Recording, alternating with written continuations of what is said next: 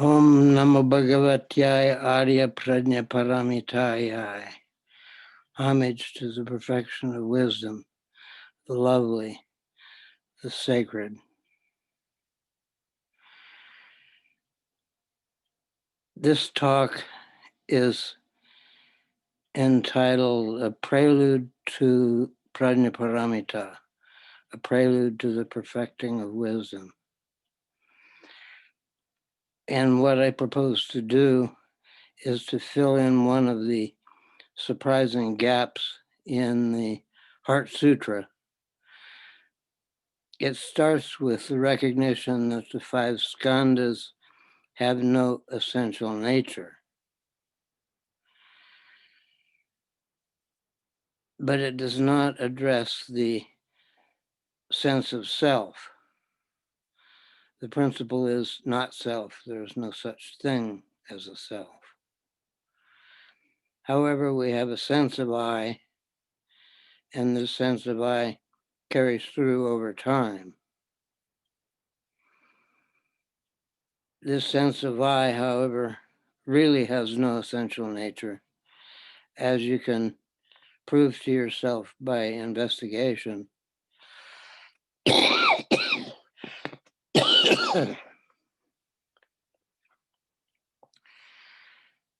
The sense of self, for one thing, comes and goes pretty surprisingly. One moment I'm identified with whatever I'm doing or whoever I think I am. And the next moment there's pure action without any sense of I separating me from the field of activity. So the sense of I comes and goes. It's not steady or constant, though we have the illusion that it's steady and conscious.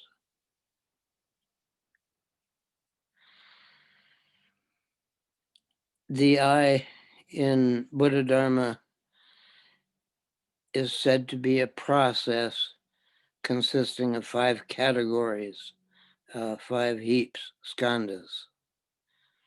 These 5 skandhas work simultaneously or effectively simultaneously.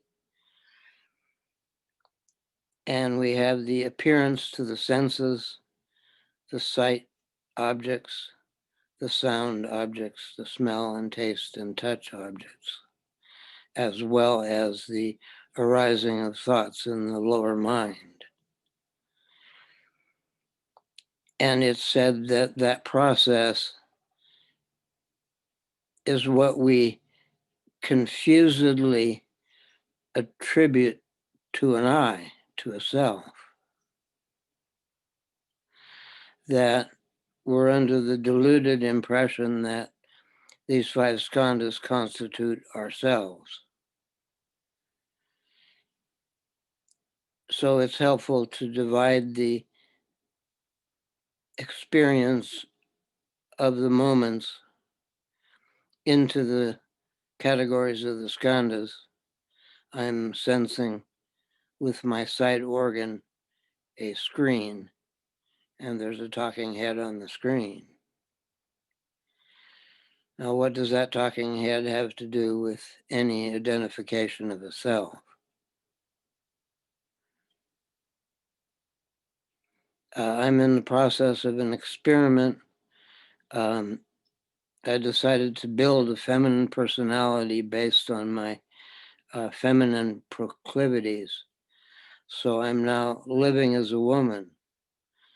And the result is surprising. I see this personality beginning to condense.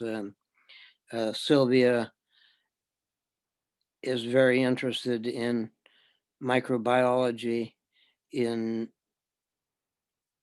complexity theory and number theory, in mathematics, interested in quantum physics and astrophysics especially, and also in ancient history and the possibility that there was a conscious influence in the arising of civilization and the formation of written language, which was, of course, the cuneiform in ancient Mesopotamia.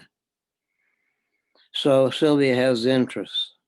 Sylvia has other attributes, some of them accidental, some of them intentional. But Sylvia has no self either. And if I identify with Sylvia, then I miss the point entirely, because the fact is she's a construct. And likewise, Bob Harris is a construct. He doesn't exist with any essential nature. He is merely a combination of personality attributes. And he confusedly thinks that's his self. The sense of self can be fairly gross. I'm my job, I'm my car, I'm my house. I identify with those. I don't even know the difference between myself and my automobile. And now that I've gone car free, I have to rearrange all of those attributes as well. The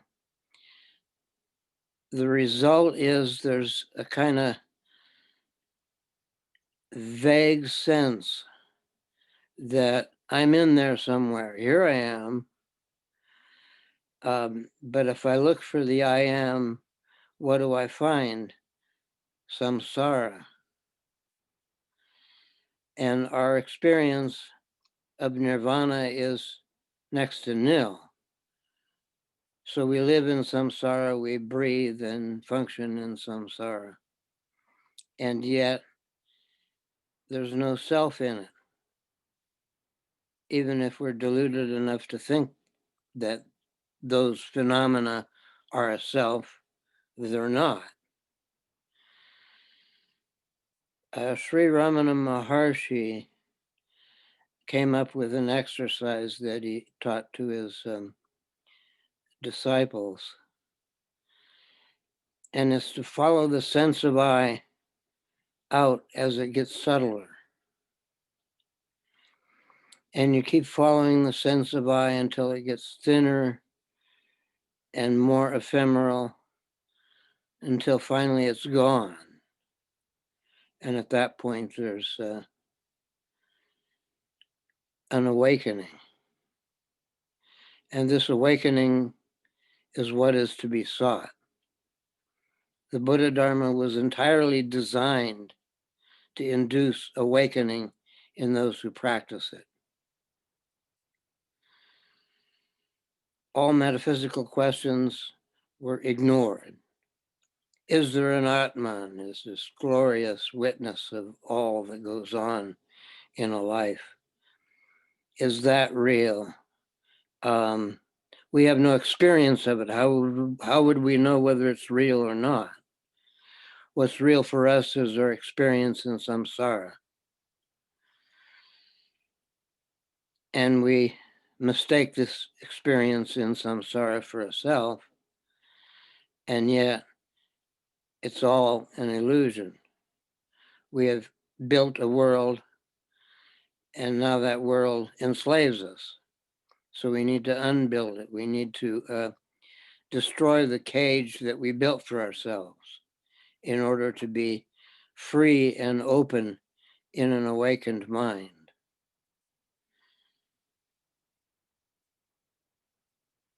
Then when that is understood, that there's no self in any but an empirical sense, there's no essential nature to ourselves, then we proceed with the